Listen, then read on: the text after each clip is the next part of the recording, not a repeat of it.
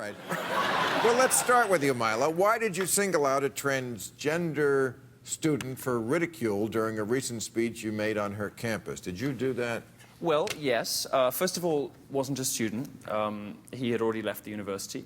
And I make no apologies for protecting women and children from men who are confused about their sexual identity. Well, I'm confused about who this is because pronouns are so important. If you call Caitlyn Jenner he, you're a bad person. So yeah, this I did it on purpose. You did. So this is a man I who... misgendered this person. Right. So this is a man, born man, who wants to... thinks that he might be a girl. Okay. And you have a problem with that? No, I don't have a problem with it, but I think that women and girls should be protected from having men who are confused about their sexual identities in their bathrooms. That's not unreasonable. That person who was an activist who took their own university to court to force his way into the female locker rooms had already left college by the time I gave that speech. And that was totally misreported by the press, just like they misreport everything else. Jack, where do you stand on weirdos peeing? Well, it sounds like fake news. Did you just call transgender people weirdos? Just to fuck with him. That's really rude. I think you two are doing a great job with this topic. I'm going to continue to keep going with it.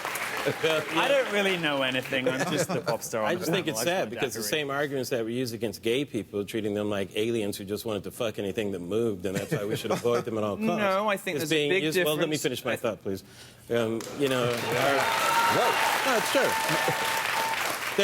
There's a difference without a distinction because it's using the same type of arguments. It's like when people try to compare gay and black. Yeah, they're not the same thing. No. We share an invisibility.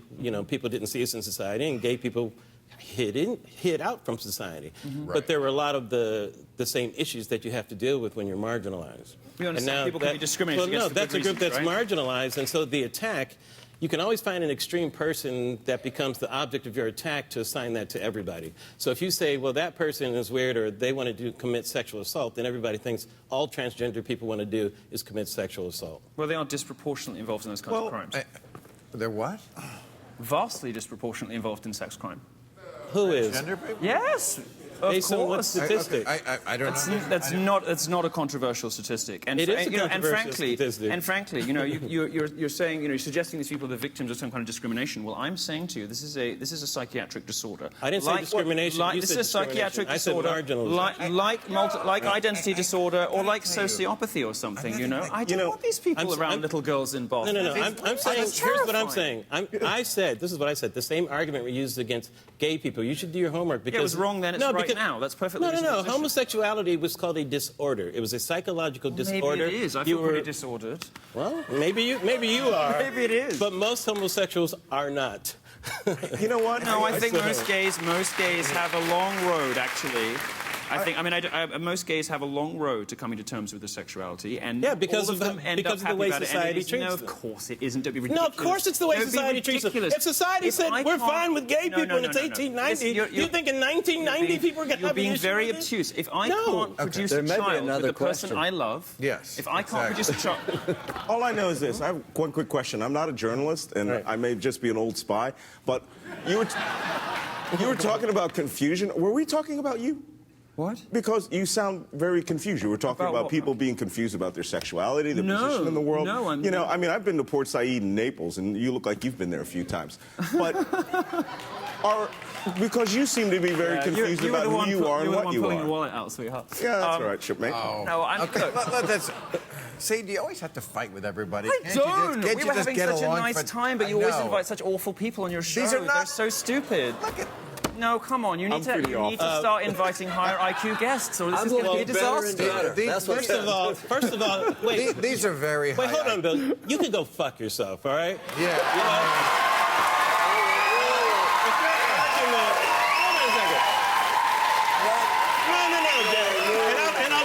Jack, because if this is the face of the Nazis... If your argument is that these people are stupid, you didn't hear a word this man said early in this segment, because he can talk circles around your pathetic, douchey little ass for me. And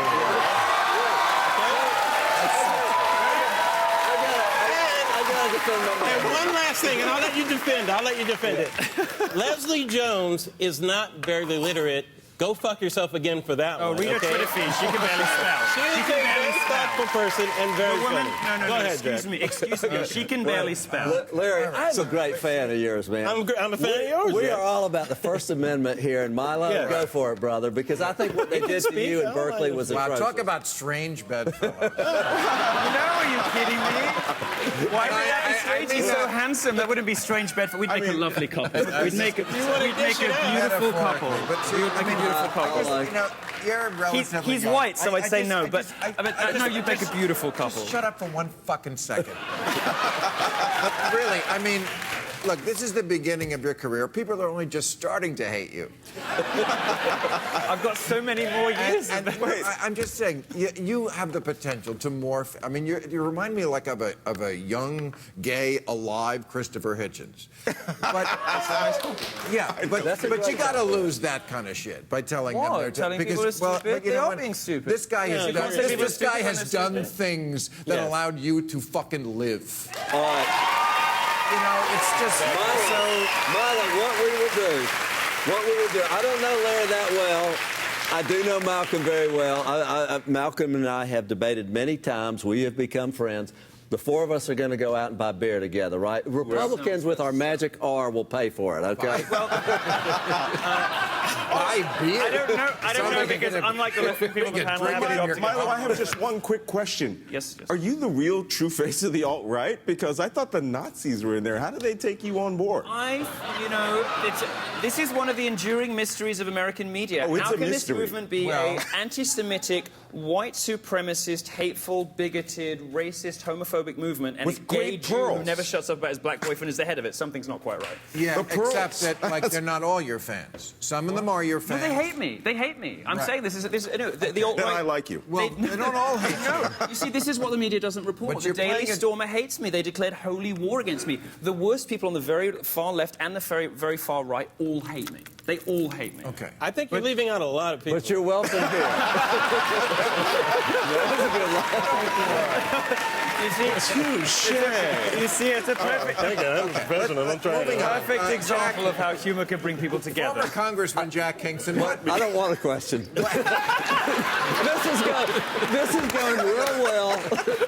I'm just going to sit here. what evidence of voter fraud have you seen that leads you to believe Donald Trump's claims? Yeah, Donald Trump and that guy we showed, Stephen Miller, said, I corroborate the president 100%, 2 to 3 million people voted illegally. I mean, this is one of those alt facts that has been disproved. There have not been anywhere near these kind of amounts of people who voted illegally. You're not really on that train, are you? There are some concerns. Choo choo. 1.8 million people who are dead are registered to vote. Why did dead That's people not always the vote same Democrat? thing. Can you tell me You that? know that's not the same thing. Why We're did talking dead about people always vote in-person voter fraud. I heard there were- The people on the rolls who are dead are not showing up to vote. That's what he said. Yes, they are. Some of them are. 3 Different Democrat million? fraud. Not this Democrat fraud, a different Come kind of on, Democrat fraud. Jack. Give me some You know, hope. there are 20 million people who are improperly registered, and we're concerned about those. That's a There pew, were pew 4 trust. cases of Pew in-person trust. voting fraud. 75%, or 3 of them were Trump voters trying to prove there was voting fraud. The only, There was only a woman in guys, Texas. the only voter fraud, the only voter fraud was getting the American people to believe the false equivalency, but Hillary and Trump were of equal horribleness. Right. I agree. And that's the liberals. Yeah, I agree with That's that. voter fraud. She was way worse. She's way worse. Excuse me. Larry, Someone who should panders to gays while taking money from Saudi Arabia, I'll take Trump any fucking day. Wait, you'll take Russian spies over Saudis? Okay, thanks. Actually, yeah. I probably would. Are you American? No, he's not American. Fuck off.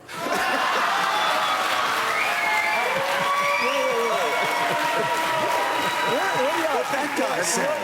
No, I said he could go fucking I'm sorry. You like pain. Are you kidding Like, me? It I'm doesn't gonna hurt you. I'm gonna jerk off all day over this. You kidding me? He's dishing it out. I got 2 out of 3. I got 2 out of 3. Go fuck yourselves. I got one more. Come on. What do we It's disagree not on? going to happen. It's not going to Oh, happen. come on. I only said it after you called What do me we stupid. disagree? We got to disagree on Okay. something. I need to get a fuck you from all 3. All right. It's not going to happen. All right. Fuck you, shut up.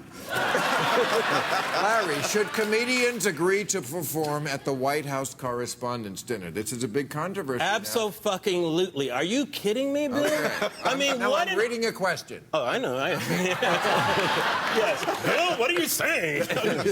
Yes. No, Bill, I mean, this is to go along with the whole free speech thing. What an opportunity. You have Donald Trump, the president there, Donald Jun-ing, right? I mean, you have the opportunity to stand right next to him and do comedy? You're going to give that Of course, up? it was the comedy at that event that made him run for president. Yes. Yes. No, there's a lot of rich irony in there. There is. I don't care who the comedian is. If you're asked to do that, do not turn that down. It's a great opportunity. Okay. Malcolm, what do you think the relationship is between WikiLeaks and the Trump administration? Well, first off, for everyone who really thinks WikiLeaks is this, free-spirited, transparency organization, you can just put that to bed. They are a laundromat for Russian intelligence. They were the conduit for all of the stolen emails, and they were pretty open about it. Now, what's really funny about this is when I wrote this in my book, for the number of emails that were hacked, stolen, all the voicemails, everything for 10 months was stolen from the DNC, and then all these other things. I've done operations of a similar size. It would take 300 people working 24-hour shifts, three eight-hour watch shifts to analyze all that data, and then they were doing these precision data dumps. Trump would talk about Pennsylvania. Within 96 hours, every email about Pennsylvania that had ever been sent to the DNC was released. So this wasn't wasn't one 400-pound guy in his bedroom? No, it was 300 drunk-ass Russian guys in their bedroom. Actually working in an operations center, human intelligence officers, political warfare officers. A massive effort had to take Why place. didn't the DNC make their computers a little more secure? Well, like the DNC is a private entity like the RNC. So the RNC was smart enough to take action. No. That's what I'm hearing about. That's bullshit. Let me explain something very, very clear. I worked in NSA. Did you read if that? we want to dedicate the resources to you, we will get into your system. The Russians just decided they were working for you. How do you know that? They How do you weren't know the that? answer. How do you know that? They didn't go anywhere. They were working for you. They work for you. You, the party of Ronald Reagan. Tear down the wall. The big enemy, Russia. Now they're your friend. No, that's Party Yeah. over country. Well, that's all the Thank more you very reason I much. should have